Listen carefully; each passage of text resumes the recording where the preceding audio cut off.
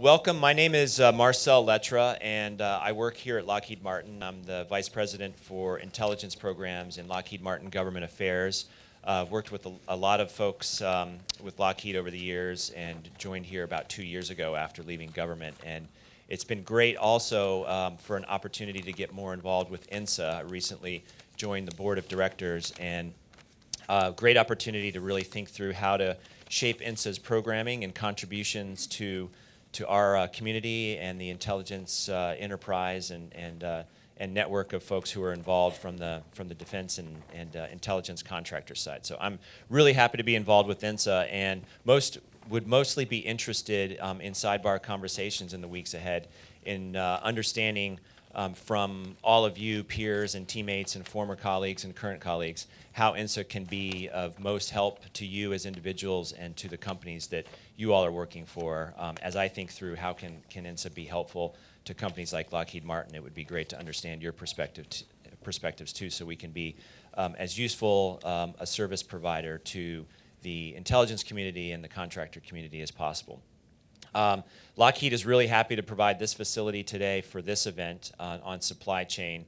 One of the great things about INSA is the opportunity to sense an interest or demand from across our community to have programming on particular issues, and then to pull together really world-class panels to have a chance to shape the thought leadership on those issues. And so today's forum really was at the request of our government partners, but also something that we know is of great interest across the companies that we all work for.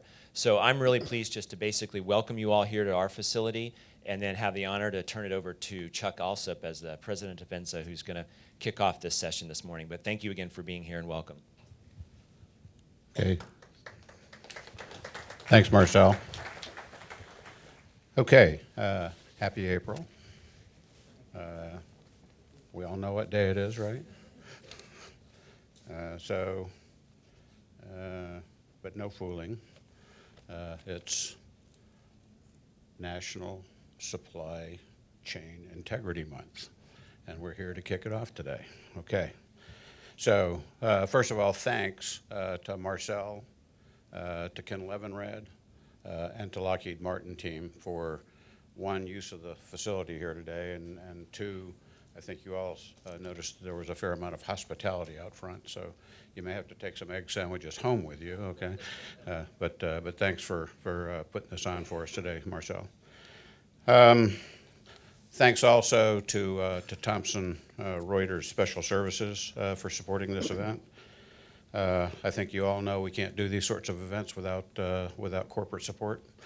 So please join me in thanking again Lockheed Martin and Thomson Reuters. Okay, just a reminder, we are on the record today. We have friends from the press with us today. This is a topic that we thought very important to make sure that we got lots of discussion about, and make sure that there's a lot of awareness about supply chain integrity. Thanks also to Bill Avenina from the National Counterintelligence and Support Center. He's going to be talking to us here in just a second. But I think we all know when we think about NCSC, I think lately we think security clearance stuff and trusted workforce stuff and those sorts of things that Bill has been focused on and has been the subject of a lot of attention, both from industry, from the Hill, lots of different places. But he's got a much broader counterintelligence mission, and that's kind of the focus we wanted to take a look at today. I think we all know the importance of supply chain security. Actually achieving it is a pretty significant challenge, but all of us, public and private, have a role to play. Before we get to this panel discussion, I think we're all looking forward to, though, Bill's going to help us set the stage. A career FBI agent. He's been at NCSC since 2014. As I said, lots of work on security clearance related stuff. He's doing great work for our nation, and we're real thankful for having him there. So thanks for your leadership and support, Bill. Thanks for your support of INSA, and I'm going to turn it over to you to get us started. So join me in welcoming Bill Evanina. Good morning. Good morning. So, Chuck, President of INSA, thank you very much. Lockheed Martin, all the thanks. It's important that we continue to reiterate the thanks, because I think when we talk about the critical issues we're going to speak about today, it's going to really want to talk about a whole of nation approach to protect what we have to protect. It starts with events like this, when we have a symbiotic relationship between the government and private sector sponsors, and the ability of Lockheed Martin to be able to host this and support not only building what's important for our nation, but also helping these events and partnering with INSA to be able to provide a venue where we could all sit down and have vibrant conversations amongst ourselves about what this really means. So an official thank you from our angle and what we're trying to do and accomplish here as a nation. From the NCSC perspective, we are facilitators, right? We work at writing national policy and strategy to facilitate what others do. Be able to provide a semblance of support angles for the FBI, CIA, NSA, NRO, the intel operations, and the non-Title 50s to be able to implement their job in protecting us from a security and counterintelligence perspective. But today is the start of the National Supply Chain Awareness and Integrity Month. Why we're doing this is because it's important to really reiterate what supply chain is, what those threats are, how they're manifested, and what we all can do about them. Supply chain is no longer a buzzword like cyber was 5 years ago. It really means something. So when you think about what does it mean, raise your hand if you've read Department of the Navy's Cybersecurity Readiness Review from the last 2 weeks. Raise your hand. Okay, we have about 8 people. If there's one thing you could read in the next couple weeks to say like your penance to Supply Chain Integrity Month, is to just scan through the document. It's Secretary of Navy's Cybersecurity Readiness Review. It's probably one of the most depressing things I've read in a long time. I commend the Department of Defense and the Navy for writing this. It was candid, it was honest, it was transparent. And my proffer to you is what's written in there can be levied upon every single organization in the private sector, every organization in the government, with respect to what our vulnerabilities and threats are with respect to supply chain. I'm going to read you one quote through this. I said, there's got to be, I had about 6 pages of notes from this report, but there's one specific thing I think it's important for us to read. And I'm going to quote. It's on page 6, if you want to read this document.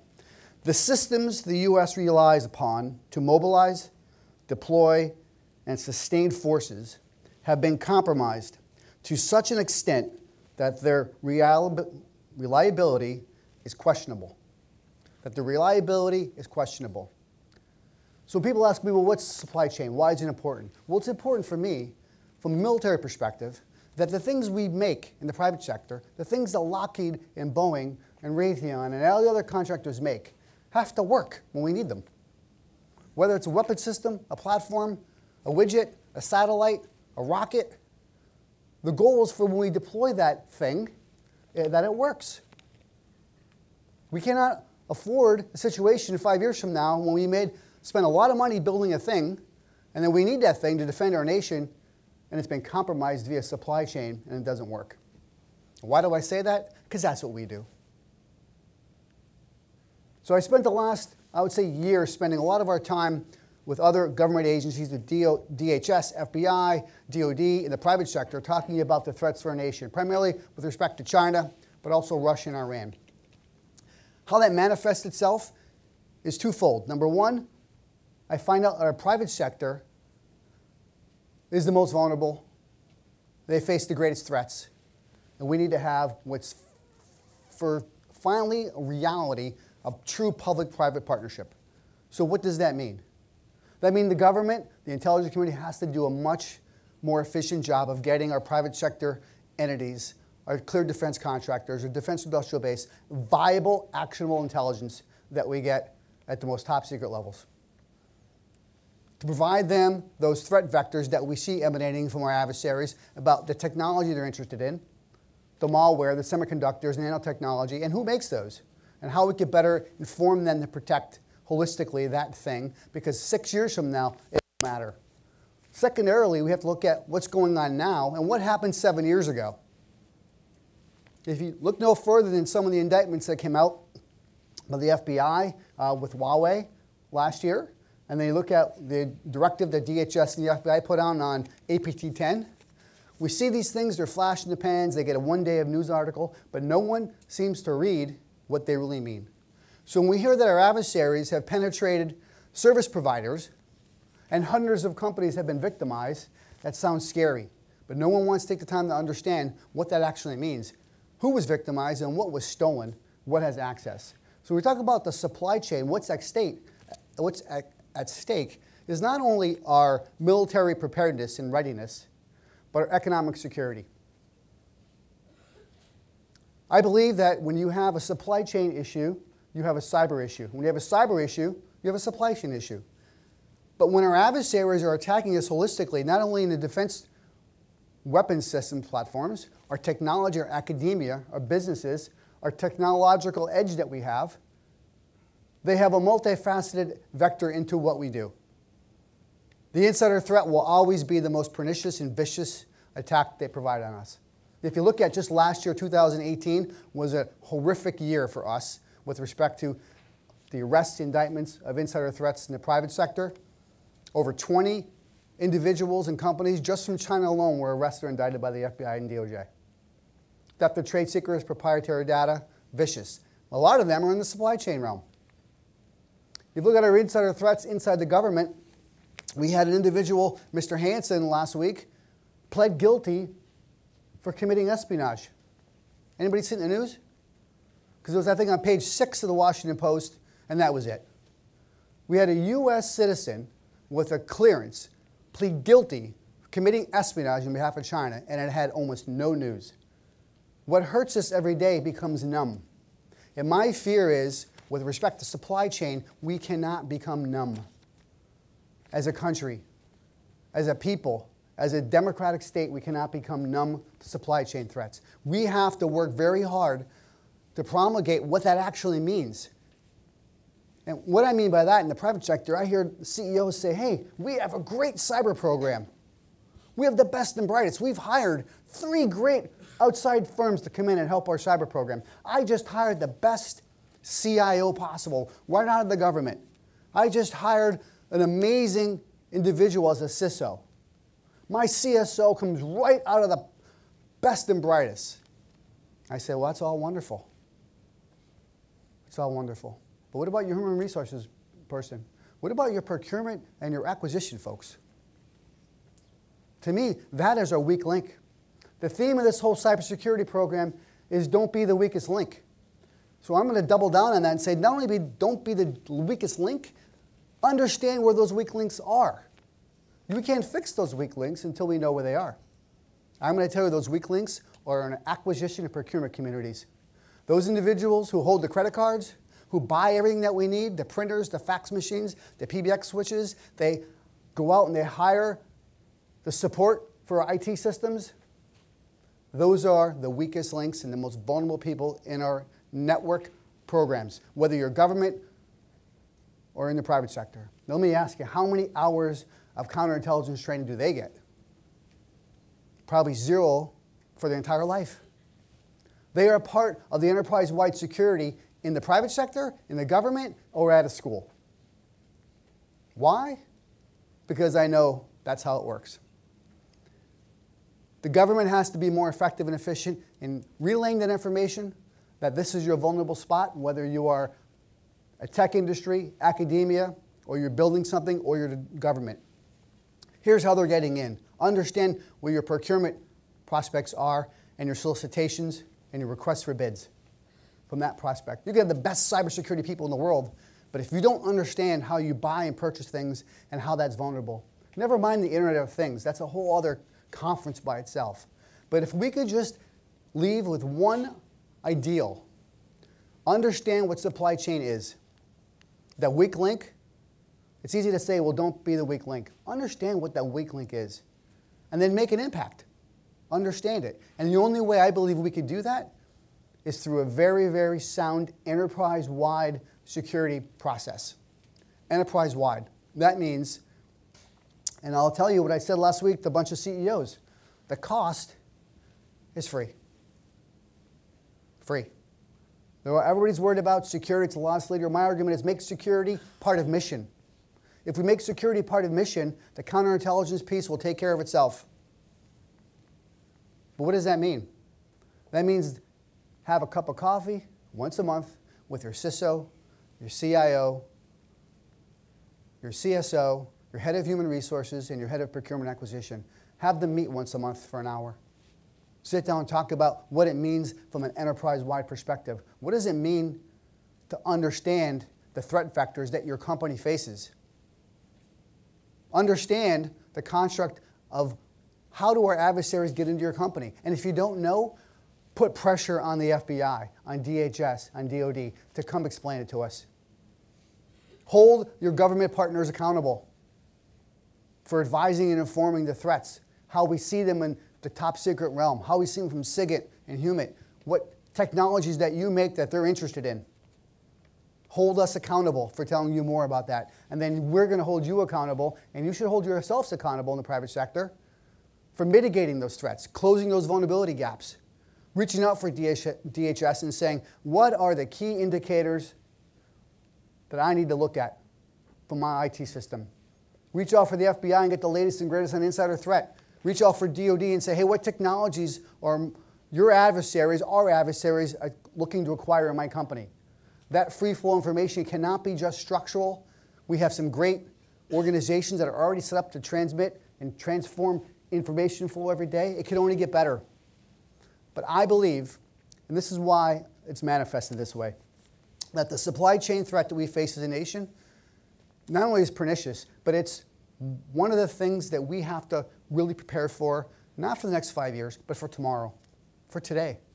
So I'll leave you with the juxtaposition of how things have changed in just a few years. So back in 2016, we issued the National Counterintelligence Strategy. That National Counterintelligence Strategy laid out 5 pillars for the country, for the intelligence agencies and the non-Title 50s, how they are going to strategize from a counterintelligence perspective. And then their job is to go out and implement that, make it happen. For the most part, Russia, China, Iran, North Korea, right? Makes sense. 2019, let me tell you how that's changed. How we look at counterintelligence now. It's no longer Russia, China, Iran, North Korea. We didn't even flip it up to say China is number 1, because we all understand China is the most significant existential threat we face as a nation. But let me tell you how the counterintelligence landscape has changed.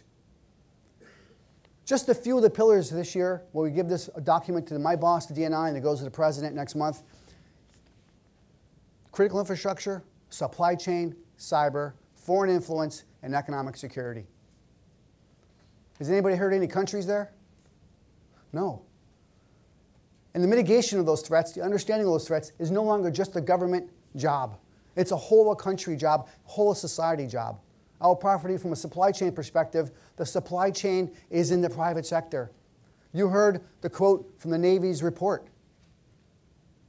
That's Department of the Navy. But they don't make anything they buy. It's made in the private sector. So from a supply chain perspective, it's got cyber, human capital, it's got insider threat, and it's all about critical infrastructure. They're all tied together. So I'll ask you and I'll implore you, whether you're government, or your industry, or you support, understand the threats, the vulnerabilities, and the most important part is, what are the consequences? What are the consequences?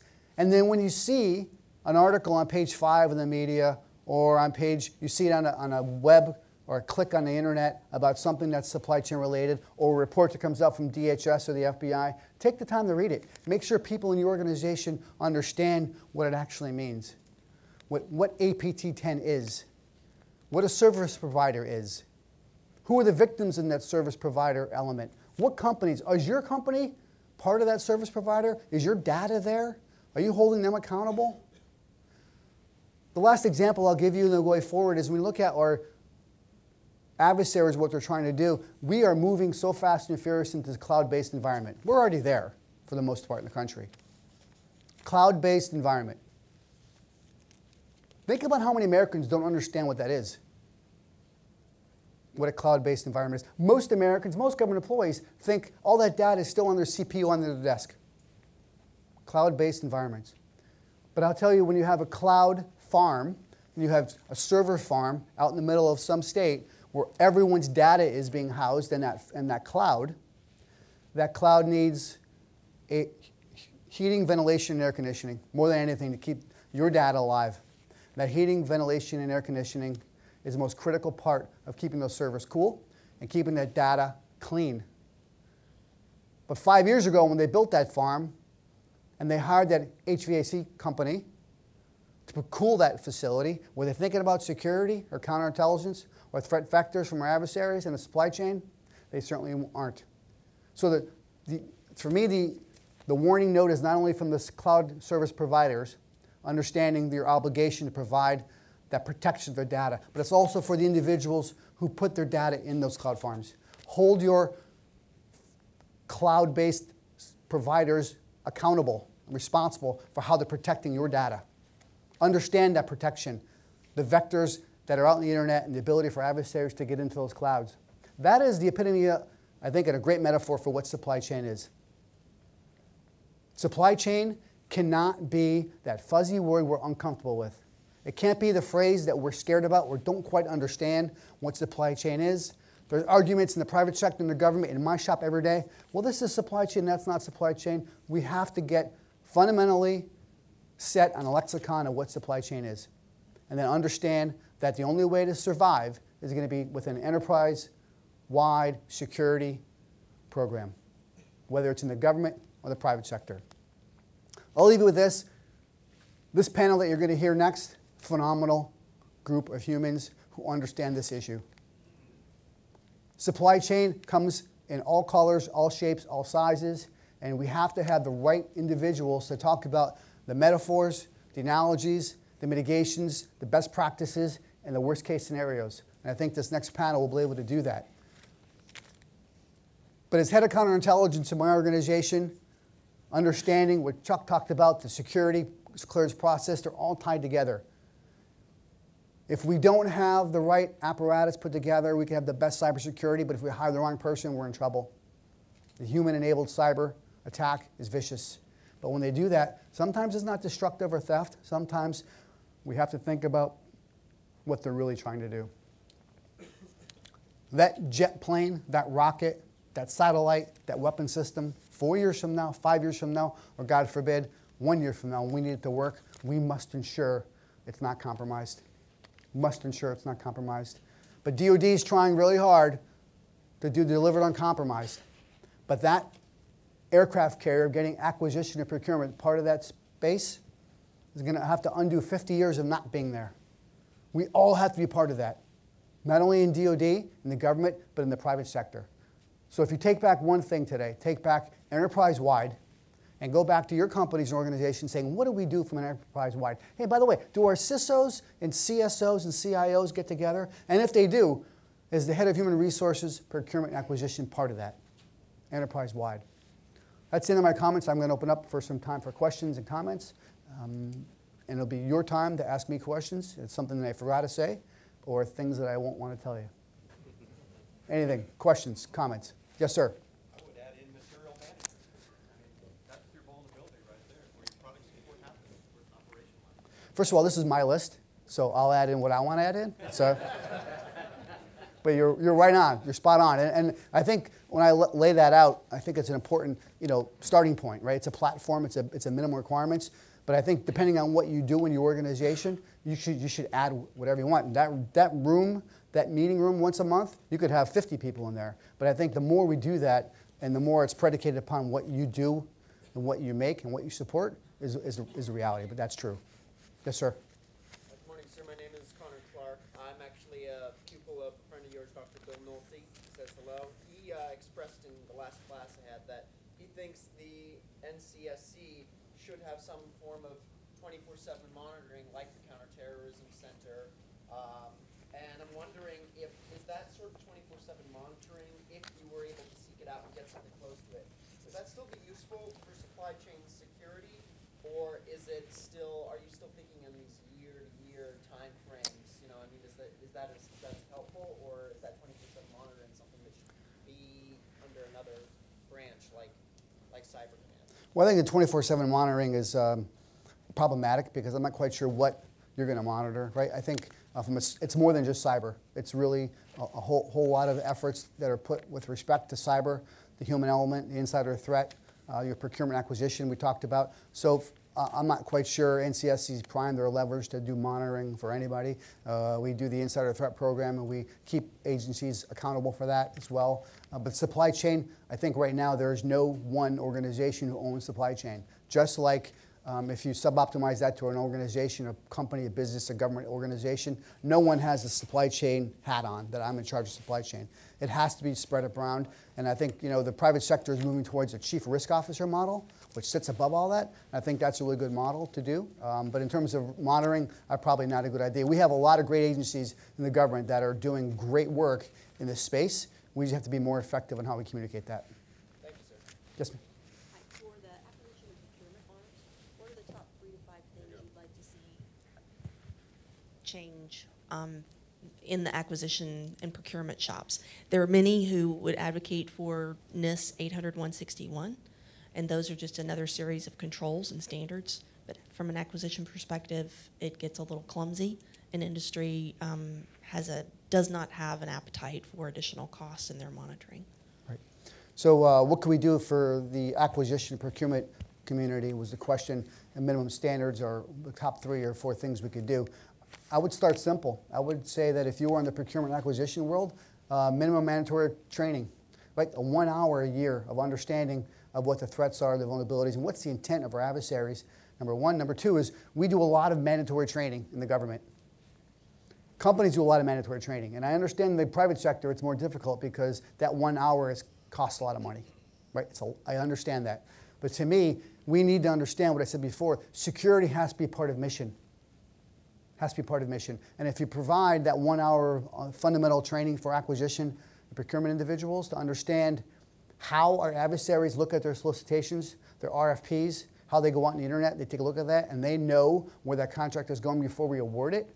And then once we get there, how does that process work? The whole cycle of spotting, assessing, recruiting, basic 101 that every government employee outside acquisition and procurement has to understand in the intelligence community. If we get that baseline understanding to the acquisition folks, and there are a lot of them to understand that, I think we'll be starting in the right position. Also, have the acquisition and procurement folks in the room with the CI and security folks, right? If security is going to be that 4th pillar of procurement, then the acquisition folks, not only from the leadership, all the way down to the person you just hired in acquisition, have to be part of the conversation with the rest of the enterprise-wide security. So I think that's kind of the baseline understanding. I think we have to start without going deep into the water in the shallow end, and understanding that from an offensive perspective, we know a lot about penetration of supply chains. So from a defensive perspective, we have to teach our own how that happens and how it occurs. Anything else? Yes, sir, in the back. I agree with you about thank you. I agree with you about the weakest link being who you talked about. But those people work in support of policy that they're given. And I don't want to create another whining session on LPTA, but the reality is that companies like mine that are a microelectronics firm have invested a lot of money in secure supply chain, but it never makes it into the procurement because of LPTA. I concur. And I think that's something that we have to look at in a procurement mindset, but yet actor agnostic, whether you're government or private sector, that what are we going to do? And I believe, and it could be naive on my part, that the companies out there that spend time, effort, and a little bit of cost to say that our product is the most secure will get more contracts. I believe that. And I think that the government will eventually have the guts to say, yes, this company over here, their price is lower, but this company over here assures us a supply chain integrity that we can't throw away. Just like minimum standards for insider threat, you're going to get extra credit. I believe that's where we're going to go. We just have to find what happens first, the requirement or the company out there who's willing to say, we are going to provide a sustainable, verifiable supply chain integrity program that the government can rely on. Yes, sir. I'm just going to endorse what the last speaker had to say, but not with respect to LPTA. Over 7 years ago, Aviation Week published an article on why the F-35 costs so much. And as part of that article, referenced the fact that it was discovered in 2009 that the Chinese participated in every program progress review meeting of that aircraft. We have bought that aircraft twice over, having to start over in 2009 when the penetration was discovered that they owned us. So when we get to the issue of procurement, we have to understand, going forward at least, that security is mission number one. If we have to spend close to $1 trillion on a weapon system, shame on us for having that cost be so high because we have to start over for what we lost. So the piece part cost is insignificant to the amount of money that we lose through these vectors. Thank you. I concur, and I will proffer to you now that I think the Navy's report issued last week will be that watershed moment where we take a look at the mistakes we've made for decades have to be fixed. And I think if you have 15 minutes to review this report, I think everyone who's been in this space will realize a lot of stuff in this report that they've already known, but I think this report will be the watershed moment where we in the procurement community sync up and security now becomes part of the solution. Because if it doesn't, then, and this report doesn't wake you up, then we have no chance to succeed. One more question. Yes, sir. Bill, you started off by talking about Hansen and how it got no traction. As you proceed into Supply Chain Awareness Month, is it not the responsibility of your office and the Bureau to provide a script to the private sector of anecdotal examples that are dramatic enough to get the attention of the HR and the acquisition and the procurement folks? It is, and I think we do a decent job of that with respect to being out in the community. We write reports, we have insider threat annual reviews, we have best practices, we just came out with a maturity model on insider threat. We could put all that stuff out there. There are a zillion conferences and anecdotal stories about the insider threat. Nothing's more important or more powerful than the arrest of 22 Chinese nationals this past year as insider threats. That's powerful. That indictment is powerful. The arrest, I think we're averaging, I'm going to throw out there, 1 per month the last 15 months of U.S. clearance holders who are arrested.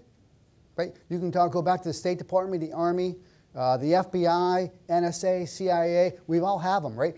But they become noise. They become noise. You know, I would say that Mallory had a little bit of traction, a little bit of, because he had a trial, right, and was convicted of espionage. But Hansen confessed for espionage, right? I'm pretty sure it was page 6 of the Post. That's the only place I saw that other than the internet. But yes, so we look at the numbers of people, over 30 people in the last 15 months. That's a lot, right? But we can't make a noise. We can go out there and ring the bell, but it gets to a point where you have to ring the bell at the same time, not crest that line of being, woe is the government, woe is us, and to be that boy that cried wolf, right? Because at the end of the day, we all own this perspective. You could ask the companies, Apple, the losses they've had that are incalculable on the autonomous electrical vehicle, GE on their technology they're providing for the government with the jet turbines. There's a million of those cases, but there's so many of them now it becomes noise. And I'm not sure how we're going to be able to be more effective in understanding that, because what my frustration is, the why does it matter? The people from those companies, they understand why it matters. It affects the stock, the board of directors, the stockholders temporarily, and the government then has a product that's not where it needs to be on time and on schedule, and then our adversaries have the exact same thing, built faster, not more efficient. But I can tell you the Chinese, the difference right now from 10 years ago, they are all of a sudden now making planes that can fly and ships that can float. That wasn't the case a decade ago. Right? So their ability to keep organic content at home, the 1,000 Talent Program to bring them back, allows them to organically build more effectively and efficiently the things they steal from us, which existentially provides an amazing, amazing threat from us, not only from a military perspective, but from an economic perspective. And I think if we don't address that soon, your point is valid, but we have to find a way collectively in this room to minimize the noise and get back to the facts of what they are. Listen, great panel ahead. Thanks for the time. Thanks for being here. And welcome to Supply Chain Integrity Month.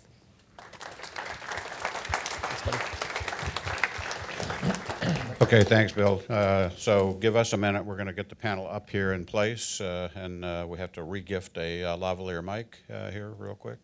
If you want to stand up and stretch, fine. If you want to move to a different seat, fine. Do it now. But okay, as our panelists get settled in, I would like to introduce our moderator for today, Jill Singer. Is Vice President of National Security for AT&T Public Sector and Wholesale Solutions. She's also a member of INSA's Board of Directors. She's been in a variety of different national security positions for over 30 years, including CIO of the NRO, Deputy CIO of the CIA, and Director of Diplomatic Communications, Telecommunications Service for the State Department. So with that, Jill, over to you to introduce the panel and get us started. Thanks. All right, thank you, Chuck. And thanks to all my panelists and to our audience for being here. Marcel and Lockheed Martin, thank you for the facility and for the hospitality today. As Bill Evanina said, I do believe we have an all-star panel lined up for you today. I will introduce them in just a few moments. You may be wondering, so what's AT&T doing up there as the moderator for this panel? Like all of you and your companies, we have a very large global supply chain. And the integrity of that supply chain is something that we worry over and we focus on a daily basis. And we do it to serve the missions of our customers, whether those missions are government missions, which most of us represent in this room, whether they are small, medium, or large business missions here in the US and around the globe, academic institutions, other institutions, and even consumers. And we want to make sure that what we do for you and the messages and the telecommunications traffic that you send over our network are indeed secure. So it really is something, we do have a global supply chain organization in AT&T that we worry about every day. Let's get to our panel. Now let me tell you for a moment the format we're going to use because it includes audience participation. What I'm going to do first is I'll introduce each panelist individually. After their introduction, they will give 1 or 2 minutes of opening remarks on a topic about supply chain that is important to them.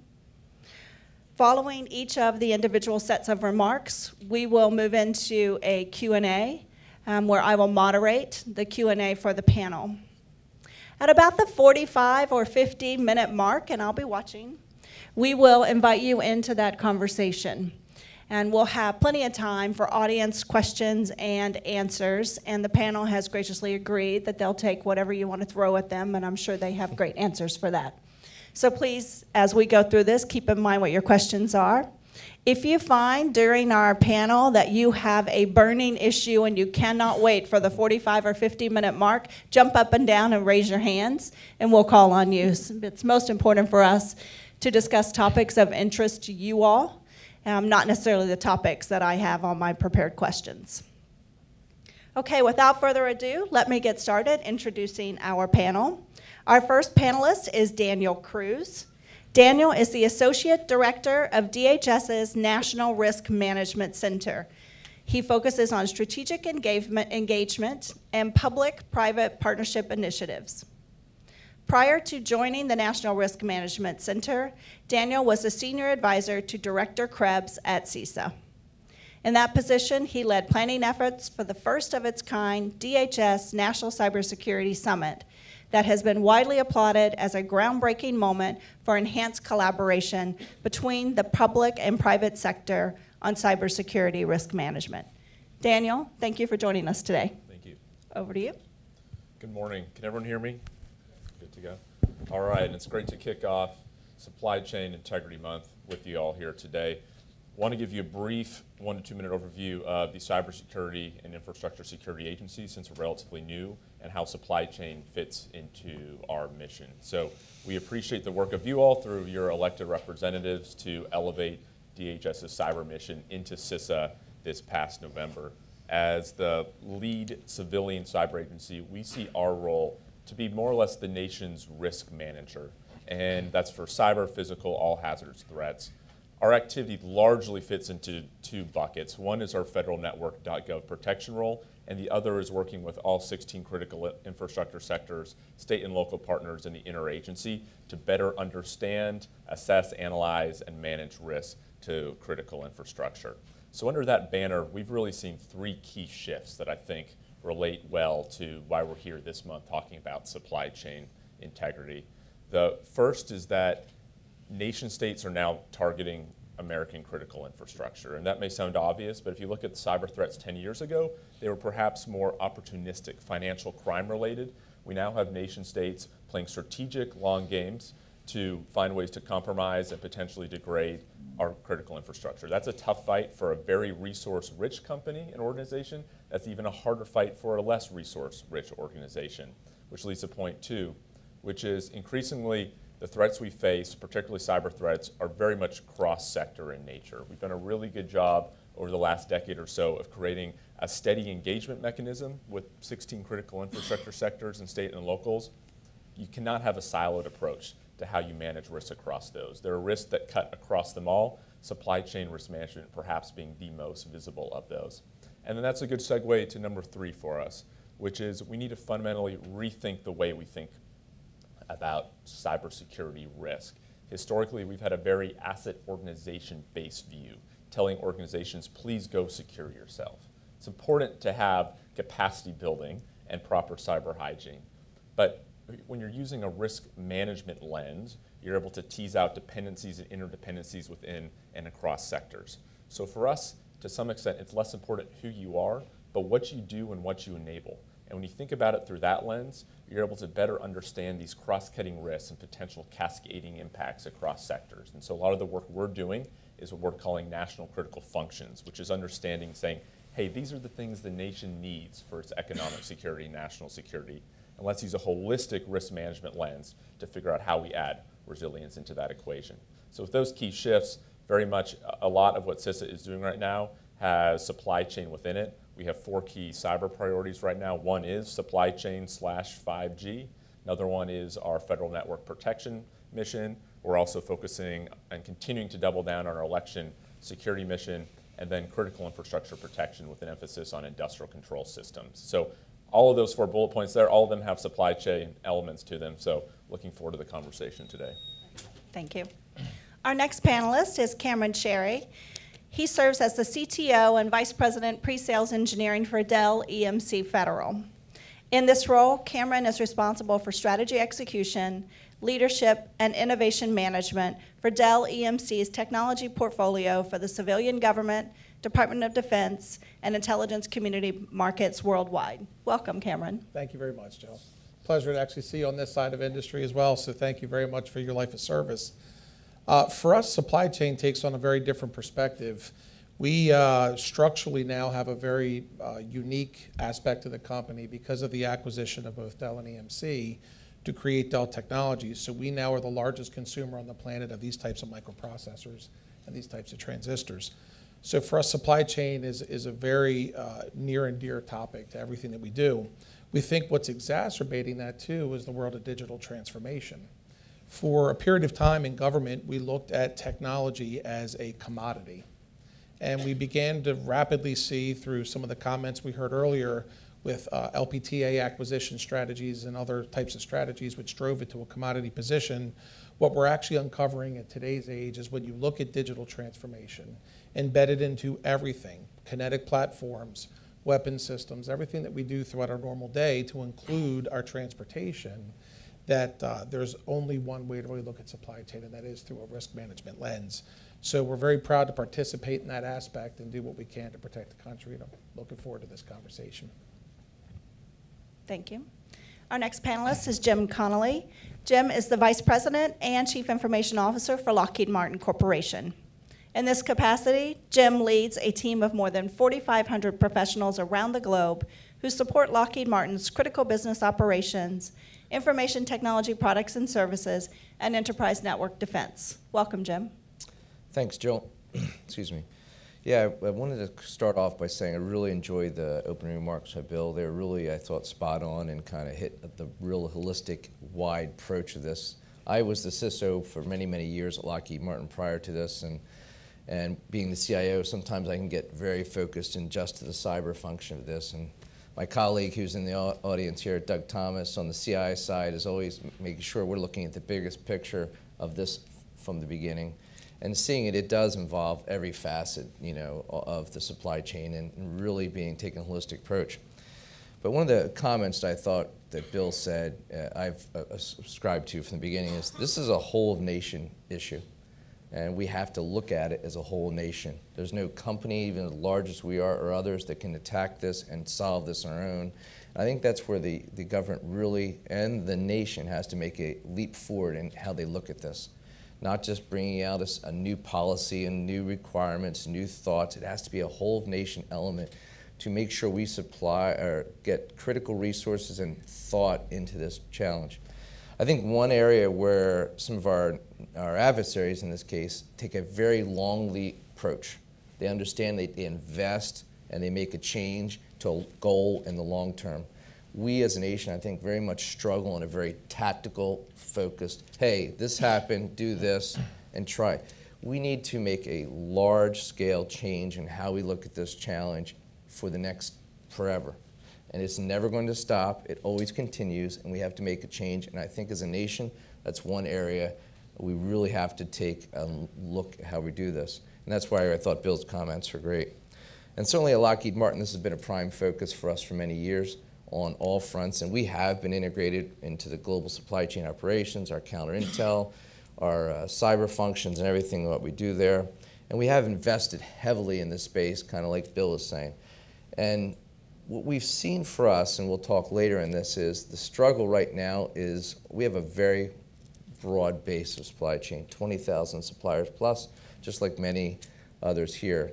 And securing and understanding what every one of those 20,000 are able to do and how they're able to operate in that global element of how to protect that whole platform from beginning to end is where we have to make the changes, and we're trying to uplift that as we do now. We work with our DIB partners. Raytheon, Northrop, Boeing, and others, and BAE are on competing for programs, are our competitors. But in this space, it is a team sport.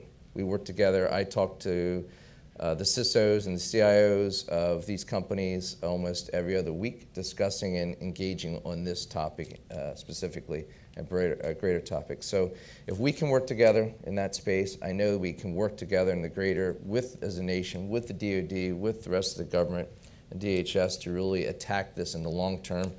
So I'm really excited for the conversation to come, but my big takeaway right away from the beginning is we've got to uplift our game as a nation. It is an economic priority for us to move forward.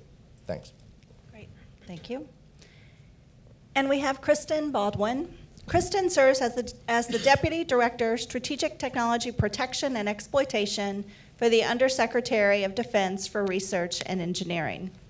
In her capacity, she is the DoD lead for maintaining technology advantage by mitigating exploitation and vulnerabilities of critical missions, programs, technologies, and the industrial base. Kristin, thank you for joining us. Thank you for having me here. So this is a new organization that we took advantage of the opportunity when our OSD was reorganizing, and we were separating acquisition technology and logistics into two new undersecretaries, an undersecretary for acquisition and sustainment and an undersecretary for research and engineering.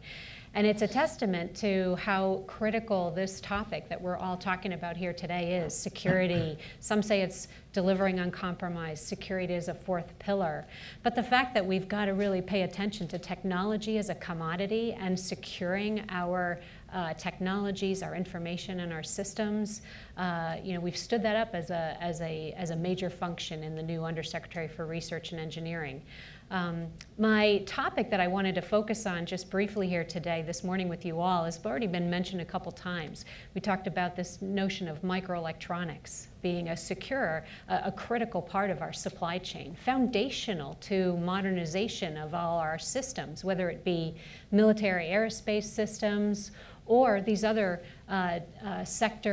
critical infrastructure sectors and critical economic sectors for our nation. We think about supply chain security for microelectronics as being the assurance of our components. Is my system that's comprised of these microelectronics components going to perform as intended when I need it to? That's one major thing, but also access. Are we as a nation going to be able to have access to the breadth and advanced technology capabilities in this area of microelectronics for the long term? This is a huge competitive area, so it's really kind of embodies this notion of security and economic competitiveness. And so from an assurance standpoint, this first aspect of that requires our focus of our attention, we're looking to modernize our approach to trusted microelectronics. We want to think of this from a modern threat perspective. It's more than just a foundry operation that we need to secure, but left of foundry, we need to secure our designs, secure our IP that's going into our microelectronics components. And then to the right of the foundry, we need to secure that supply chain and understand who's got control of the chips that I'm designing, under what chain of custody have they been, and is that part that I'm receiving the part that I intended to, that was supposed to be delivered to me, and what's happened to it in that time frame, in that interim time frame. So it's that entirety of that supply chain that we've got to think about assuring. And we want to think about assuring things not in the standpoint of just being a traditional trusted supplier, but rather leveraging and reinforcing security as a level of assurance, a measurable level of assurance that we can demonstrate through a common standard that we can impose on our supply chain relative to the level of risk and exposure and vulnerability that system really requires to be able to demonstrate that new level of assurance.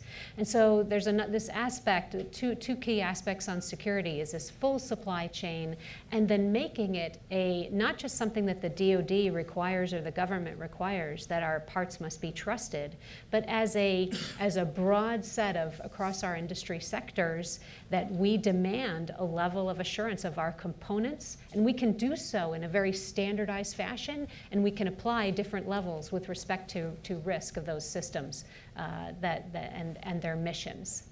And then from an access perspective, I just want to talk briefly, we have recognized as a nation the importance of semiconductors and microelectronics to all of our critical industry sectors as foundation to our modernization and our advantage.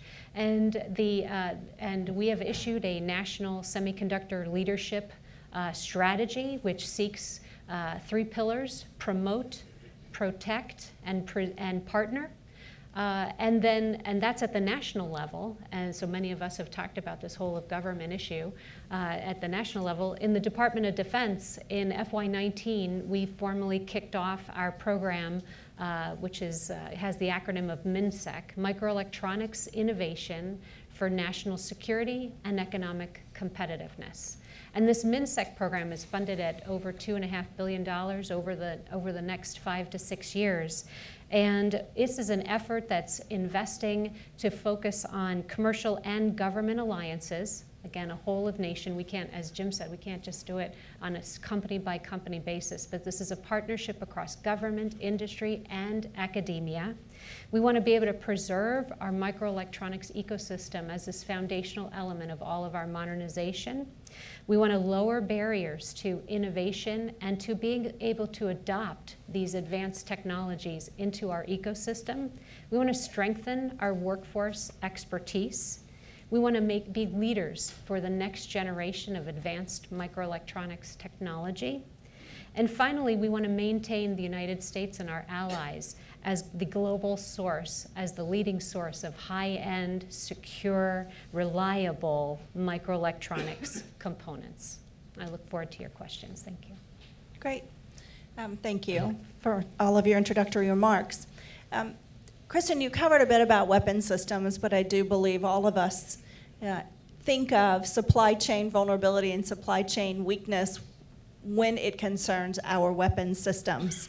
And they are strategic collaborations between government and industry in the design, the development, the operations, and the maintenance of a weapons system. So I'd ask you and Jim, if you could discuss how DoD is ensuring the resiliency of its weapons systems to supply chain and cyber threats. So more than the microelectronics, which you've already done a great job discussing, when we look at a holistic view of a large, multi-billion-dollar weapon system that stays in operation for sometimes decades at a time. Right. Well, I'll just continue real quick then.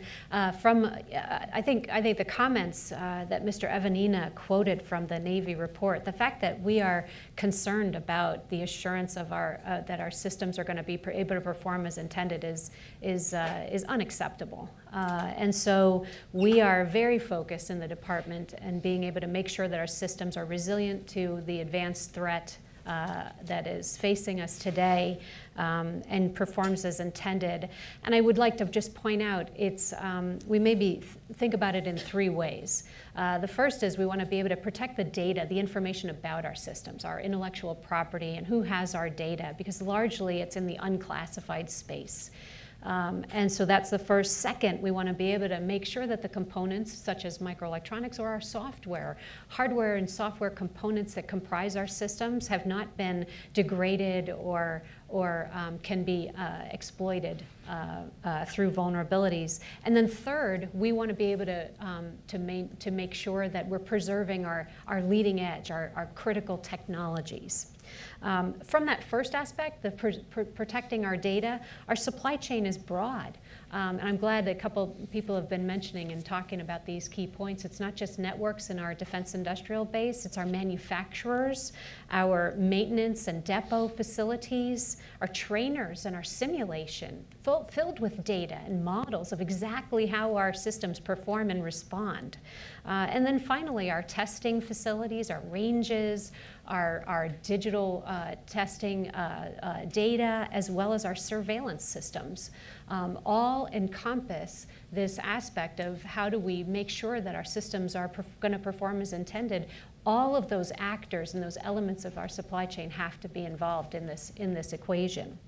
From a data perspective, as many of you know, we're taking a very comprehensive view of who has our data, who needs to have our data, where is that controlled unclassified or controlled technical data flowing down, who needs it, and then for those that have it, we want to make sure that there's a minimum standard of adequate security and protection and controls. And for critical data, we want to be able to make sure that we have an ability to dial up those protections, because hygiene just is not enough. So in addition to the 800-171 set of basic controls that we've talked about already this morning, we're also working with NIST to publish an enhanced sort of addendum to those controls to allow, in a consistent fashion, our program managers to be able to dial up protections on those critical data. And then just briefly, from a systems resilience perspective, we think about every one of our systems from its mission perspective, and our program managers are required to perform a criticality analysis to determine what are the critical hardware and software components that our missions are most reliant upon. And that allows us to focus attention. We can't protect everything, and you'll see this as a sort of a recurring theme, I think, in what I'm going to say in our panelists. We have to focus and prioritize areas that are most vulnerable. And so our program managers assess vulnerability of those critical components, and then we have an opportunity to implement countermeasures to protect them. We do supply chain, foreign ownership control and influence vetting and risk assessments with the help of our security and law enforcement and counterintelligence community. We prescribe mandatory use of software vulnerability analysis tools and methods and practices.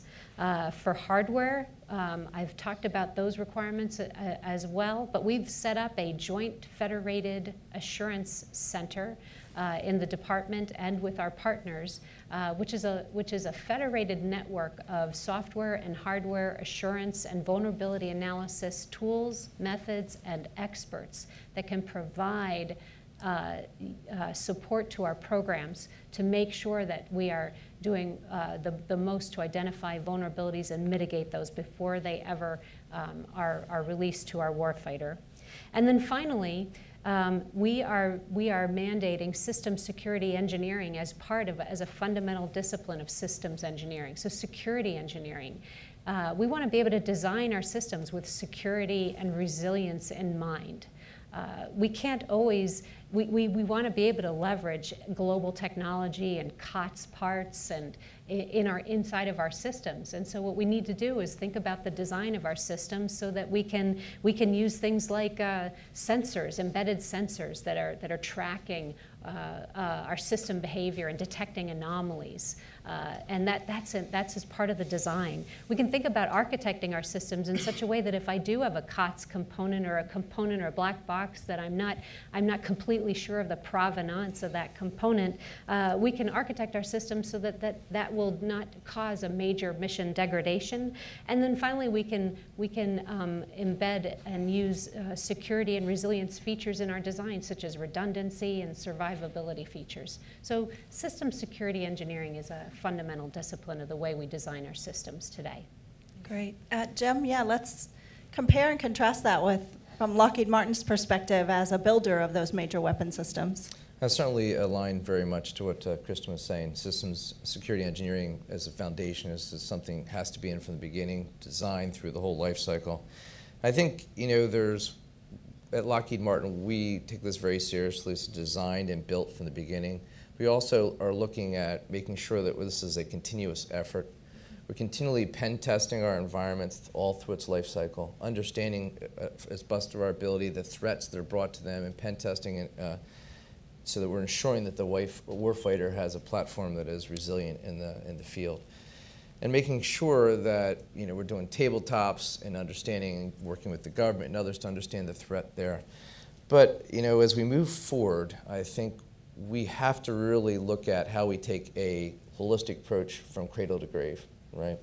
So I think as we do procurements now, we are very much, we build, design, deliver, and it is not as much delivered as part of the contractual process now. And as we move forward, and we're working with the government, is how do you get that from the cradle to the grave? So it is built in and as costed throughout there, the understanding of the threat that is being brought onto that platform from the beginning. Certainly all of the supply chain things are very important to understand from the foundry and understand all the elements of the security of the parts delivered into the platform. But also, you got to realize that many of the platforms are designed and built many, many years before fielding, right? So the threat changes at all time. The threat 10 years ago, the threat 10 minutes ago, the threat 10 seconds ago is different than moving forward. And we have to have a methodology and a mindset that is in play as a team with the government, looking at that at all times, and understanding that until that product is in the boneyard and is being delivered. And that's been very important to us at Lockheed Martin. We've been working very hard to understand and work the cyber resiliency of all our products as we move forward. And that's why, as ourselves and testing with our suppliers, our platforms, our supply chain elements of it, bringing in all the different threat vectors that we understand to the different platforms and testing against that. That's why it's very important to us. Then moving forward, and you'll hear more in the press later, we're getting into the security of the microelectronics. Not just how the suppliers are doing it, but upgrading and changing how microelectronics are developed and designed, and getting security into the hardware at the lowest possible level you possibly can get to. It's a continuous thing. We really have to make sure that it's just part of every program and every mindset. And to Kristin's point, the system starts with systems engineering all the way from the beginning. It starts with good supply chain integrity from the beginning, and driving that holistic mindset all the way through to the end. Now we know that weapon systems have a lot of purpose-built capabilities, hardware, software, et cetera, but they also use a lot of commercial and consumer IT-type capabilities in the integration, the development of a weapon system. Cameron, you most closely represent the consumer and commodity IT space.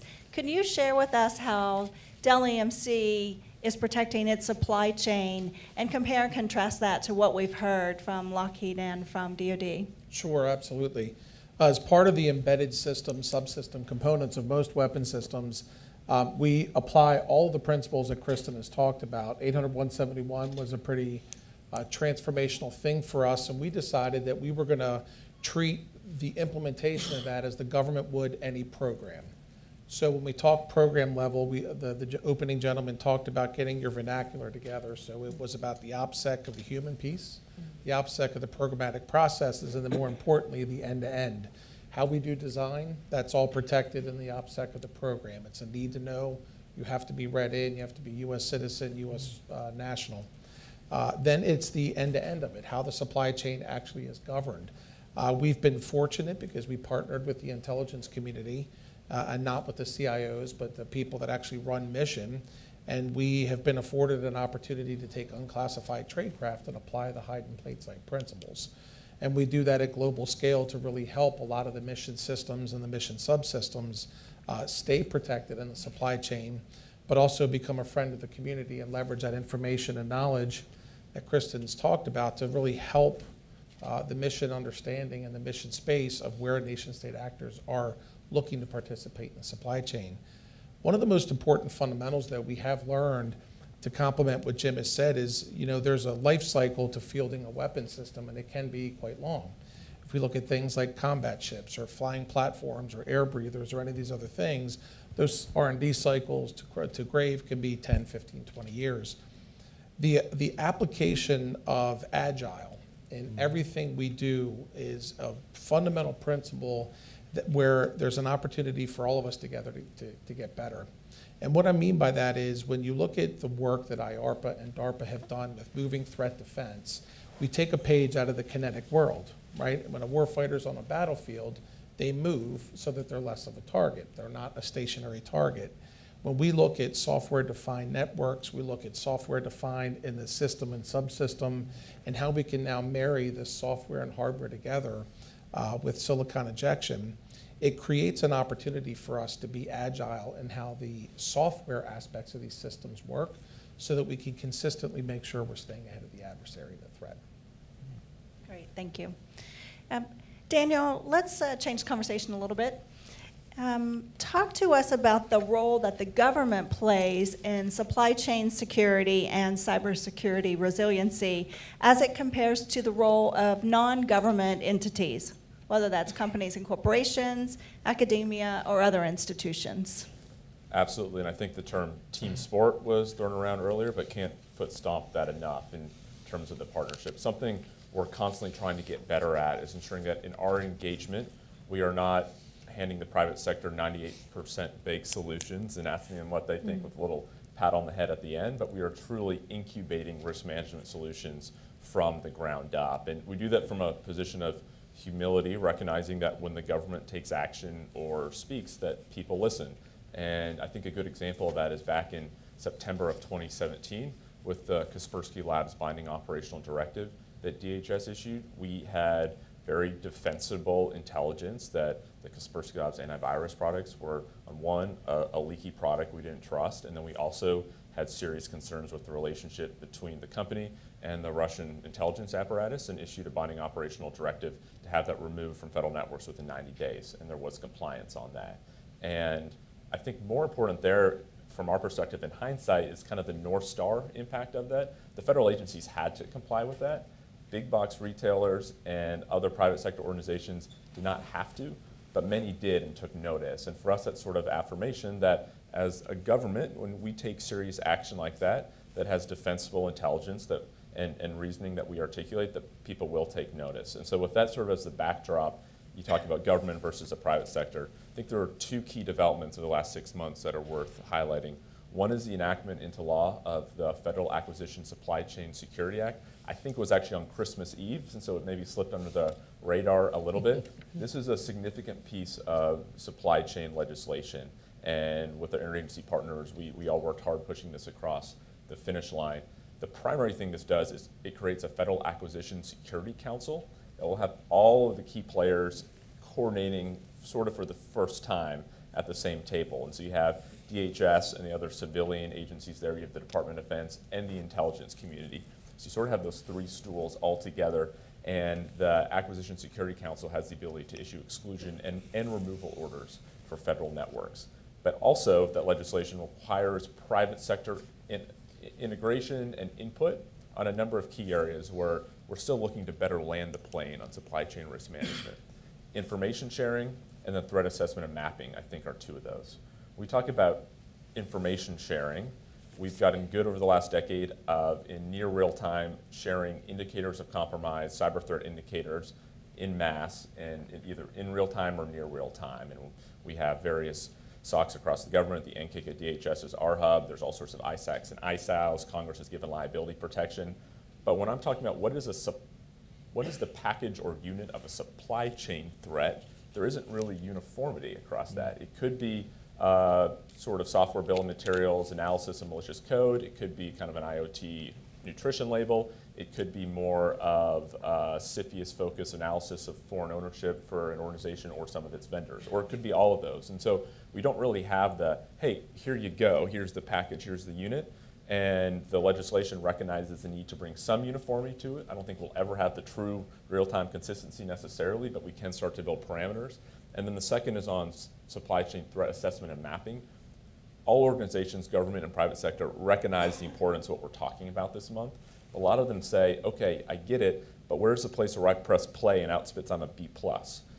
Again, there are a lot of organizations that are working to help develop some parameters here, but can we start to say, hey, for an organization of this size, with this mission in this sector that deals with this type of information at this classification levels, as a good baseline, here's what we think you should do to appropriately map your supply chain threats. And so the legislation recognizes that we still need further input there, which sort of brings to, I think, the second key development, which is at DHS, we have stood up an ICT supply chain risk management task force.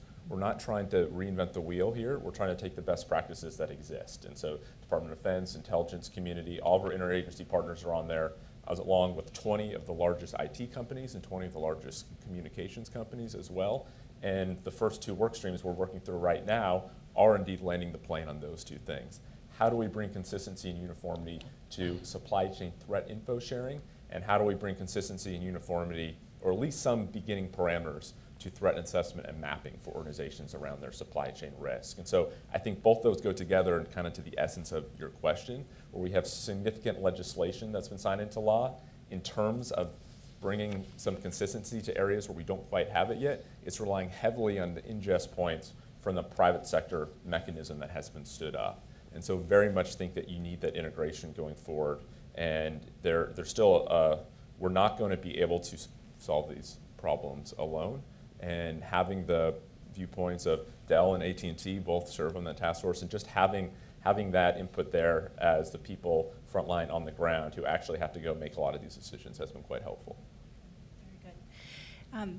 I'm going to keep on that sort of other players in the ecosystem that need to be a part of this and go back to Jim. Jim, you mentioned earlier, I think you said 20,000 suppliers are working with Lockheed Martin to do their job. And at some level, all of those suppliers are part of the defense industrial base. And each big company has another group of suppliers or a similar group of suppliers that surround them and make up an extension of the defense industrial base, whether we typically think of them as part of the DIB or not. Jim, I wonder if you could talk to us about how we address the challenges of protecting the unclassified but sensitive information that these lower tier and smaller elements of the supply chain have. And are there some things that Lockheed Martin is doing to help with that? No, thanks. Yes, and this is certainly the prime challenge we have right now. I think you look at, just from the cybersecurity end of it, it's just not a fair sport, really. It doesn't scale well. The math doesn't work well for these very small suppliers. You take a large company like ourselves, we put a significant amount of money into this effort, and a lot of people like to measure it, percentage of sales, how much do you invest in IT and cybersecurity. But it doesn't work when that goes down. If you have a company that has a $50 million of income, but they're making something that's very important to some platform or something like that, or they're 80% commercial and 20% DoD, when you try to do the math, the buy-in cost of doing cyber and security at the right level to do this is sometimes is more than the income that the company makes. So the math and how this all works is very challenging. So there's a couple different things that we've been looking at. One, we've been working for years, like I mentioned before, with our DIB peers in this area.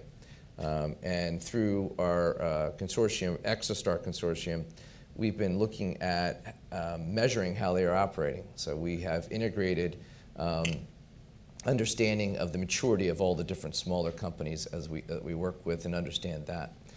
But as we've gotten to the point over the time frame here, we've looked at, instilling different policies and different other things and checking on them and doing things which are all very, very important. We've realized we're at the point where we have to do something more. And you'll hear soon, maybe today, maybe tomorrow or something, about a DIB cybersecurity task force for the supply chain for us. Lockheed, Raytheon, Boeing, Northrop, BAE and such. Working to focus very much on adversarial threat-focused elements, understanding how the adversary looks and focuses on compromising our smaller suppliers, and helping is to do something in that space. And we're working with some industry suppliers and others, commercial suppliers, to try to address this.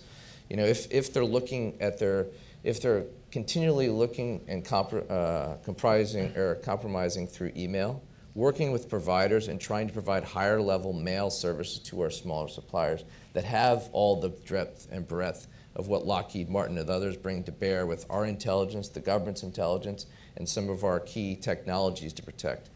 If it's via, they're getting them through our DNS and other elements there, providing maybe secure DNS services for the small suppliers. Do we do stuff with information rights management, working with some of the key technology and commercial players to finish out and close on a standard to do information rights management at the lowest level, so we have a standard and can operate throughout the effort. And really working to try to help uplift them and provide services at a cost-effective effort. And the key part of all this is, again, focused on how the adversary is working and attacking that, and really having a solutions engine as part of it, bringing to bear dedicated resources from all the companies. It'll be small, medium, large, commercial, everybody involved in this task force. It's not a closed thing. Working with the DoD to try to focus on understanding how we can bring solutions. There's a lot of things that sound like a great idea when you just say them. Hey, let's do this, just like somebody just said. But you have to spend time and put resources to understand, is it technically feasible? Does it scale? Is it economically viable? How does it work? You need resources, efforts, and that's what we're going to do moving forward. That's our prime effort, this task force, to try to get on solving this problem technically and helping it scale for the smaller supply chains. They will struggle forever at the smaller company, your mom and pop shop, where the CIO, the CISO, and the head of IT are all the same person, and that's your brother-in-law of the owner of the company. That's the struggle we have, but they're also providing some key technology to some of the most sophisticated platforms out there. We have to address this holistically, and that's kind of the key effort that we're going to put forth of trying to help uplift and with the government in partnership to try to help provide a shield and uplift them as we move forward. So if I could just add one piece to that, Jim's absolutely spot on, and the economies of scale are so vitally important because, as we all know, it's an ecosystem, and it's not the dollars that add up, it's actually the cents that add up throughout the ecosystem. And when you can flush out those pieces of cost, you get more reasonable price into the government arena. To that end, a lot of what we do is we actually provide those systems to this ecosystem. We have about 15,000 partners that allow us to participate in getting product directly into government spaces. They act as resellers, or they may act as suppliers to us. And we have found, to complement what Jim is saying, the most prudent way for us to do this, give them access to our security training, how we actually train them, our CISOs and our people that deal with all of our counterintelligence inside of the supply chain actually validate and vet the organization's processes and procedures, and we help guide and mandate them, very much like you do in second-tier flow downs for subcontractors in the government space. And then we provide them the common systems necessary to do business, whether it be email, access to our application sets, and it's highly controlled and it's done under a security umbrella that helps us extend the network virtually into the supplier's enterprise. And it's worked very, very well for us to be able to secure that entire supply chain end-to-end. And to pull a thread real quick on something Cameron said earlier is the whole idea of this is to view it as an agile element. It's never going to stop, right? It's not, hey, put out this policy, do this. It is, what are we going to do right now, continually to evolve, deliverable our MVP? What are we going to, and just continually evolve to address the threat. As the threat doesn't change, our solutions aren't going to be able to, can't have to evolve with it. It has to be that agile mindset as we move forward. And like I said, through the DIB Sector Coordinating Committee will be kind of the core crux of how we do this with our peers. So. We have talked about government and large industry as parts of the same supply chain. We've talked about commercial and commodity IT as parts of the supply chain. I want to shift a little bit and maybe go back to Kristin and talk about international as a part of the supply chain. Whether it's a diplomatic endeavor or a military endeavor, the U.S. really relies on our partners to achieve our desired outcome or the desired outcome. So how do we work with our allied and coalition partners to ensure their supply chains are not compromised? What is DoD doing to ensure the myriad of licit and illicit activities by peer competitors threatening the national security innovation base? So we're starting a conversation with our allies and partners, and as you know, our number 2 priority in our national defense strategy is to strengthen our allies and our partnerships.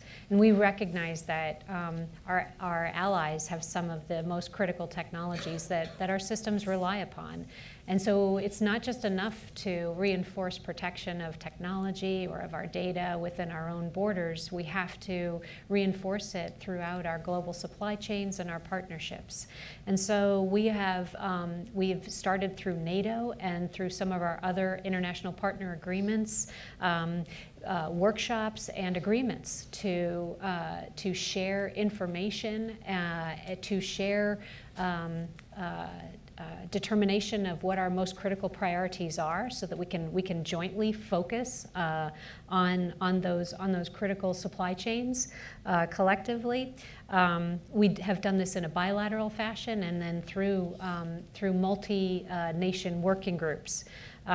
We are enabling threat information sharing and data sharing that to the extent that we can. And when we are establishing partner agreements now, for example, if we want to have a partnership with another nation to advance or mature a technology or to do a joint demonstration, we're adding into those agreements many of the similar types of things that we might put in our contracts or that we might put on our own government networks, that our data will be protected and that the technology will be protected. And then finally, we're working together with our international partners to help stand up similar tools and approaches that we have here in the United States. We have multitude of tools to protect our critical industrial base. We can reinvest through our Defense Production Act resources. Many of you probably have heard of CFIUS, or this Committee on Foreign Influence. Thank you. Foreign influence and our ability to sort of block, when it's going to be a major detriment to our U.S. ecosystem. We are working with our allies and our partners to help them in their national policies and regulation be able to stand up similar tools that are appropriate to their ecosystem. So I think it's an important conversation, and we have much more to go, but we're putting in those foundational elements right now. This is just audience warning. I'm going to ask 1 or 2 more questions, then we're going to come over to you for your engagement and involvement, so please be prepared. Daniel, in your remarks, you talked about the critical infrastructure industries. And I would say, as a member of the critical infrastructure industries, over the decades, there have been billions of dollars spent that are focused on security, whether it's supply chain, cyber, insider threat, et cetera. I wonder, from your perspective, do you believe our energy, our financial, and telecommunications and the other industries and critical infrastructure are more secure today, and are they prepared for the future?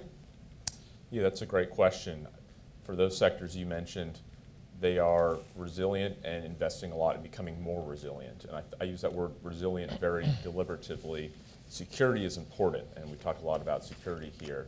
But we can't look at security as some sort of binary choice. Either you've invested enough and now you're secure, everything's fine, or you haven't, and shoot, we have to catch up.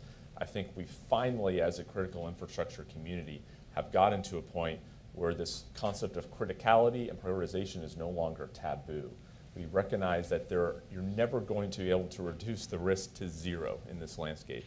It's about understanding your critical business aspects, understanding what you do and how that matters for economic security, national security, public health and safety, doing the appropriate analysis on that to understand in a targeted, prioritized, and strategic way how you harden systems and add resiliency, and be relentless in that cycle, recognizing that this is an agile process. We can't just, if we sit back and just think that we're in a binary world, we're secure, you'll be caught flat-footed by the next adversary. And so resilience is key.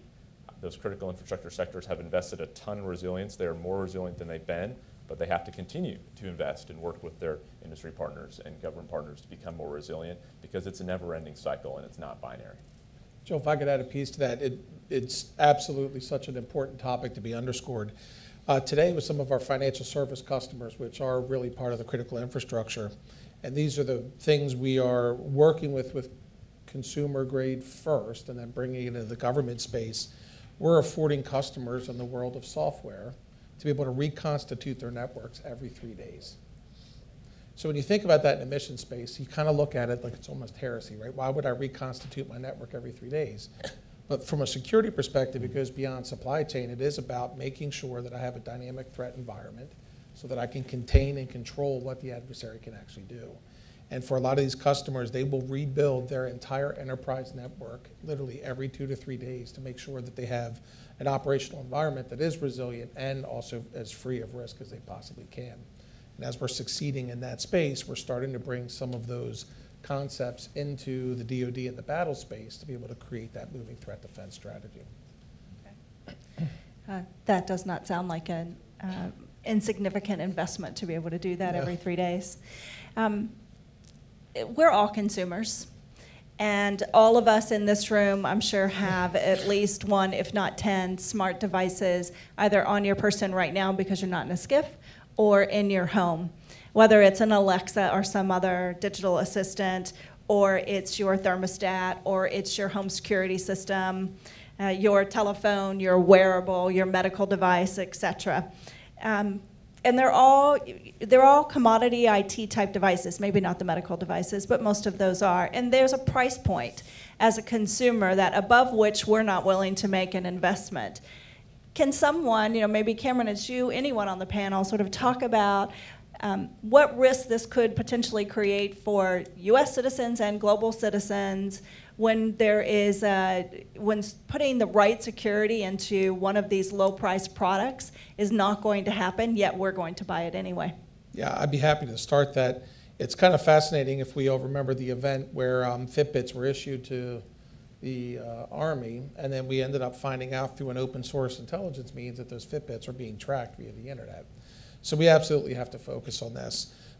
For us, there is a tolerance of what we're willing to absorb because we have to. So when we look at being able to bring investments in from the government, whether it's in process change or improvement, we employ that all across what we call the Dell normal baseline. So this is all markets, all industries, so that we lift and level up everything globally. So as we learn things that are inherently specific for government, we do protect them under the program OPSEC and tradecraft that we apply for protecting that supply chain. But where we can operate in plain sight and level up that investment, we do that at no cost to consumer good. There's a dirty little secret in the consumer environment, which is kind of fascinating. So you have to buy on contract to be able to get the leverage discount and advantage that you get when you buy consumer electronics. The government's ability to get discount and then the ability for that tolerance is simply coordinate your buy with our buys on contract.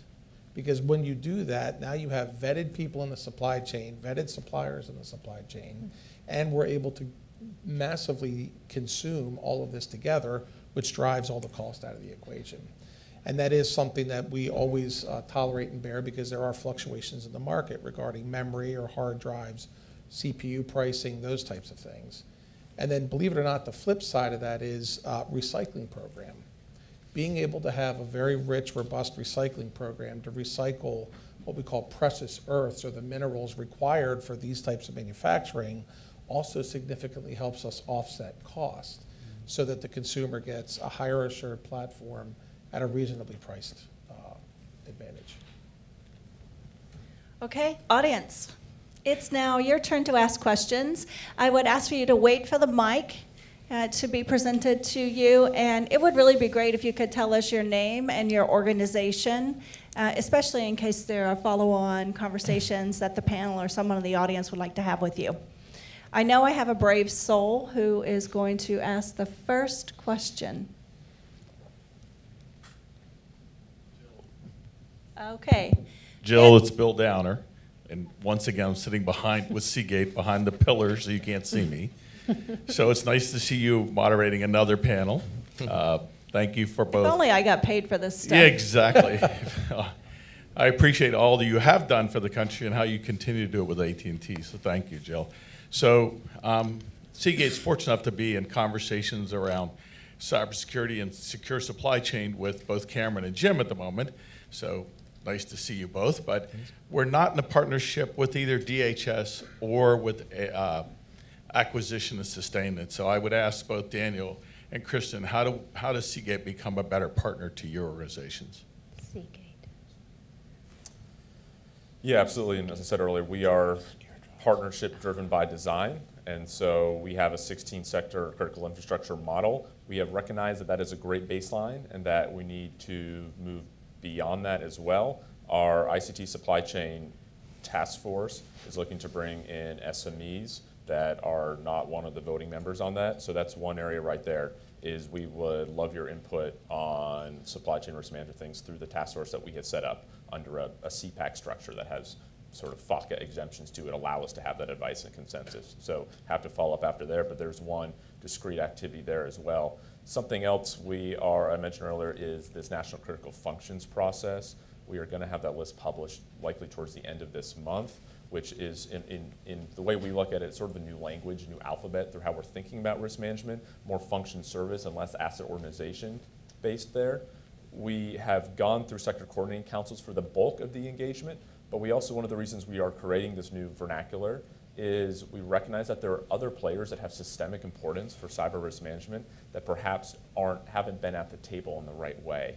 And so DHS issued an emergency directive on DNS hijacking in January. If you look at the dependencies and interdependencies on DNS services across a whole host of sectors, it's significant. And the risk of that, one of the reasons that we issued that directive.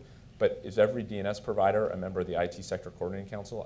I don't think so. And so that's one example right there where we've recognized that we need to have a more holistic, functional-based approach to risk management in order to bring everyone to the table where there may be single points of failure or cluster dependencies that are relevant for the entire ecosystem. So coming to us, working with us to provide your insight on some of the analysis around risk of those critical functions, and then helping out in an SME perspective on our task force are two discrete areas. I think that's we use a similar FACA compliant model to engage with the broader industrial base sector. One of the programs that I might mention is our Defense Industrial Base Cybersecurity Program, which is a voluntary threat information sharing program, which is now up to upwards of 250, almost 300 different companies right now, where we gather at least quarterly, but then there's tons of networking and sidebars, and really to be able to share threat signatures and tips and risk mitigation actions that can be taken, and that delves down to particular component security features that we'd be more than happy to share in those types of forums. Very good, thank you. Additional questions? I see one in the back. Yeah, thank you all for a wonderful discussion so far. I'm Jim Keffer from Lockheed Martin. Question for Kristin, please. So last year, the Secretary of Defense established the Task Force for Protecting Critical Technologies run by Major General Murphy. Could you give us an update on the status of that task force, where they are, where their priorities are, what their way ahead is, what their kind of hopeful deliverables are to both the OSD and the Joint Staff? Sure. Thank you for that question. Jim's right. Last fall, the Secretary of Defense saw it necessary to make this protection of critical technology such a priority that we established a direct reporting task force. Each of our defense organization leaders were asked to provide 1 or 2 detailees to the task force. We've got about 22 persons performing, and we have an opportunity to meet with the performing the duties of our Deputy Secretary of Defense and the Vice Chairman of the Joint Chiefs of Staff on an every other week basis to discuss actions that we are taking to move out and institutionalize efforts across the department to address the licit and illicit exploits that our strategic competitors are taking against our technologies and our intellectual property.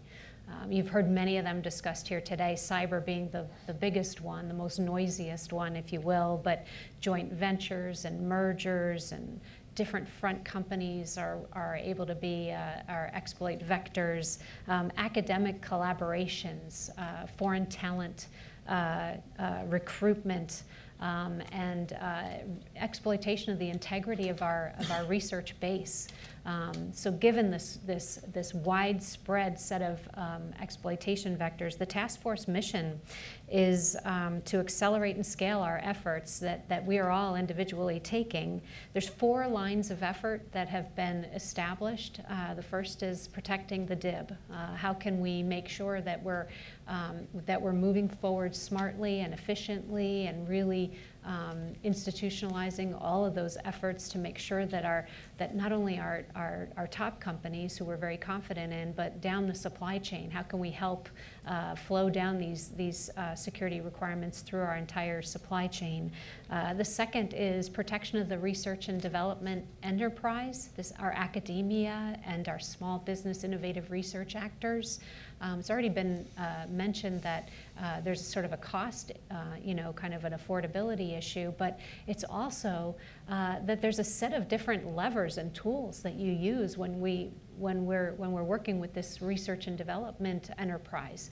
We don't do DFARS-based contracting with academia. We do grants and other transaction agreements and CRADAs, and so it's a new set of tools and techniques that we need to be able to use to understand what is the exploitation happening in our universities and our research laboratories and partnerships, and what are the best ways to protect it, because it's not a one-size-fits-all like it is. The third is to really help focus and bring forward our ability to block malicious foreign investment in our critical technology innovation base. So we have our technology and industrial base that's fundamental to today's systems and technologies. But for our top modernization technology priorities, whether it be hypersonics or quantum or artificial intelligence or autonomy, we have an emerging technology industrial base. And we need to think about that emerging base and protect it now. And bringing to bear the tools to be able to do that is the third line of effort. And then the fourth line of effort is to reinforce our security and law enforcement and counterintelligence resources and partnerships and bring them to bear to be able to focus in a proactive fashion where our technology investments are most heavily in place. So thank you for that question, Jim. I have time for maybe 1 or 2 more. Before I come to you, sir, I do have a blind spot. Is there anybody over there with their hand raised? And I have another one over there. Anybody over there with your hand raised? Okay. All right, I will come to the back, and then I'll come to you. Thank you. Yeah, hello, Walt Cashelo with Sienna. There's been a lot of interest in moving to open standards, open architectures for the benefits they bring, cost savings. But with that, you also have the issues of open source software finding their way into it and the benefits of agile. And when it's not open source, it takes a long time to get the certifications and approvals, 6 months to 9 months to get new software in. With that being such an important part of where the commercial world is going, how is the government and DoD in particular looking to manage the security side of open source software?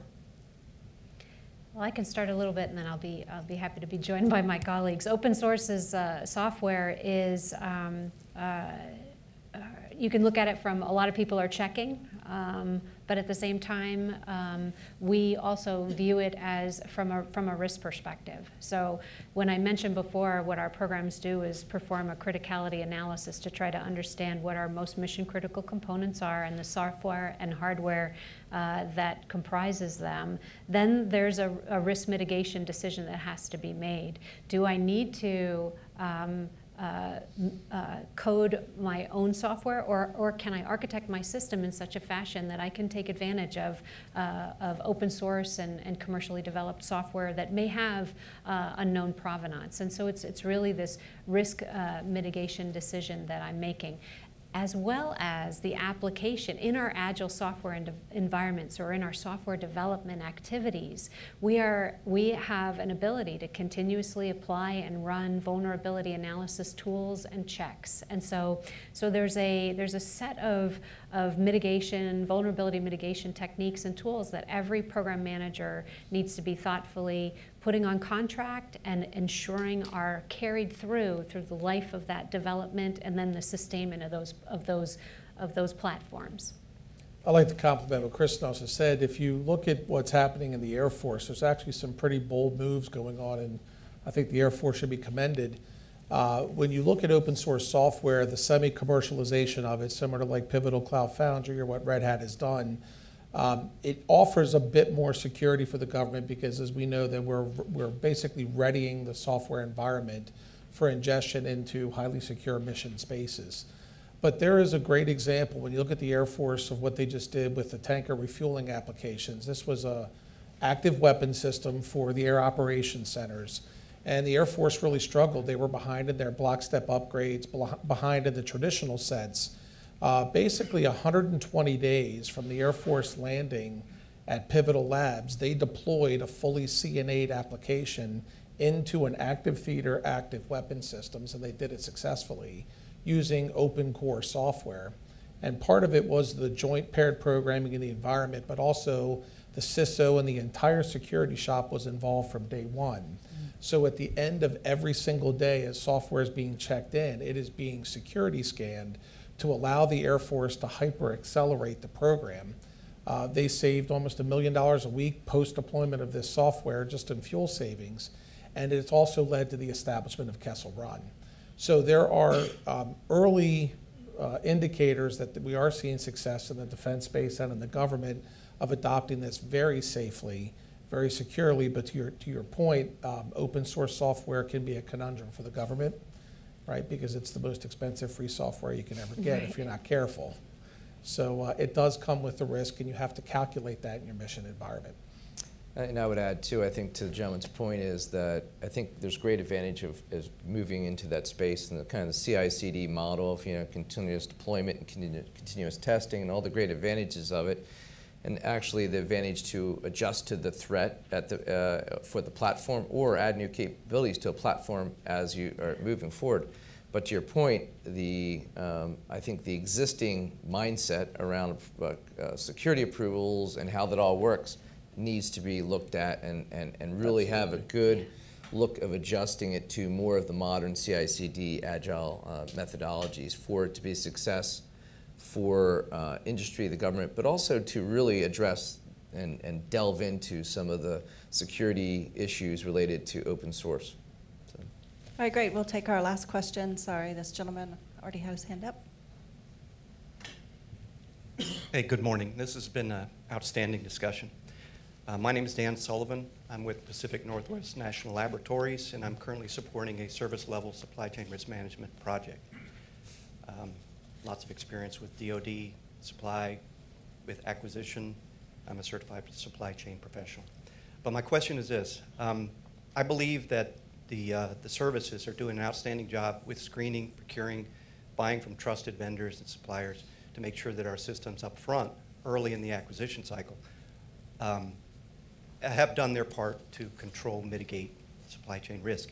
My concern is downstream. Prior to there being a lot of emphasis on supply chain risk management and all of that, the services had invested heavily in ERP systems to manage their logistics.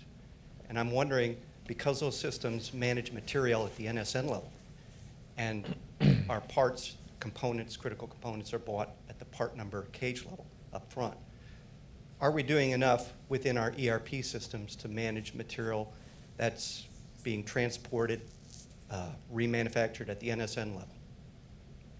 Thank you. It's looking like that's me. I think you're right. So supply chain risk management is a cradle to grave activity, and we have focused most our priorities on the development of our systems to make sure that we're developing them and comprising our supply chains with security features in mind and with secure suppliers in mind. But we have to extend that into the sustainment and maintenance operations, parts ordering, and assuring that supply chain of custody, kind of like I talked about before. I don't have a perfect answer for the gentleman who asked the question, because there's more to do in this space.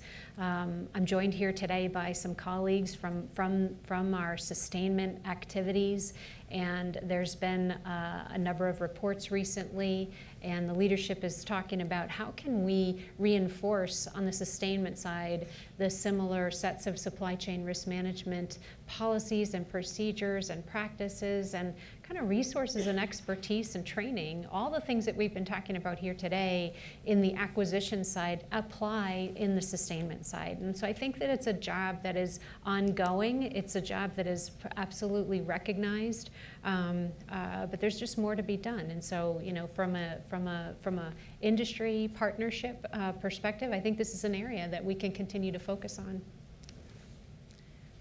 Great. Kristin, Jim, Cameron, Daniel, thank you very much for being with us today. Please join me in a round of applause for our panel. All right, now before we wrap up, I want to introduce Dean Boyd. He's the Chief Communications Executive at the National and Counterintelligence and Security Center. He's going to give you a quick overview of what OD&I Supply Chain Integrity Month events and resources will be up for the month of April.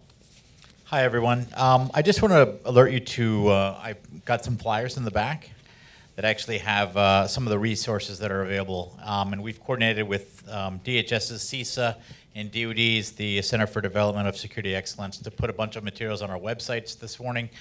There are videos, best practices. We tried to accumulate as much material as possible and make it available to everyone. So I would encourage each of you to go visit those websites today. They're now live with updated materials.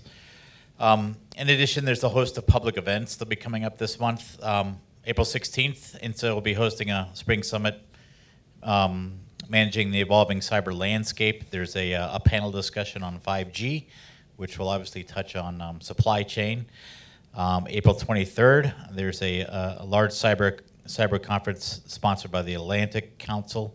It's going to be at Listener Auditorium in GW. Again, that's listed here.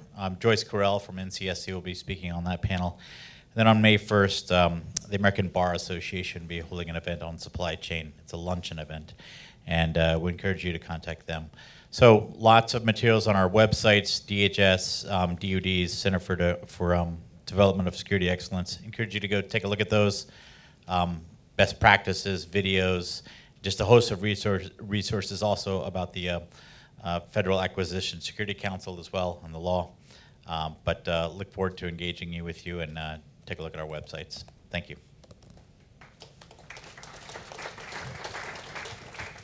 Okay, we're almost done here. Thanks, Dean, for that. He took care of part of my comments there, too, talking about our conference on April 16th. So there's more information about that in the back, or check our website. We're actually going to have, besides Bill doing a return appearance, we'll be having Grant Schneider, the federal CIO, and Amy Hess from the FBI, along with several other really good speakers. Again, join me in another round of applause for our moderator and our panelists.